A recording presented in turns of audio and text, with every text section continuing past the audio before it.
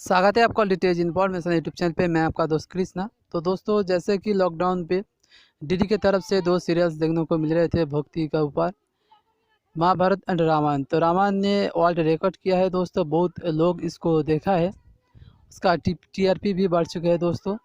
तो महाभारत आपको इतने दिन डीडी भारती पर देखने को मिल रहे थे, तो उसके साथ आपको डीडी रेट्रो पर भी मिल जाएगा देखने को। दोपहर 3 से 6 बजे तक आपको देखने को मिलेगा हर दिन। उसके साथ श्री कृष्णा, एक नया भक्ति कथा कृष्णा का, ये 3 में यानी कि कल से स्टार्ट हो चुके हैं दोस्तों। डीडी नेशनल पर आपको देखने को मिलेगा शाम 9 बजे हर दिन। उसके साथ और एक भक्ति कथा विष्णु पुराण, भगवान विष्णु का कथा आपको देखने को मिलेगा डीडी भारती पर बहुत जल्द। तो दोस्तों, यही था आज का अपडेट। आशा करते हैं आज का वीडियो आपको अच्छा लगा। अगर अच्छा लगा तो लाइक और शेयर करना ना भूलें और चैनल को सब्सक्राइब जरूर कीजिएगा। धन्यवाद।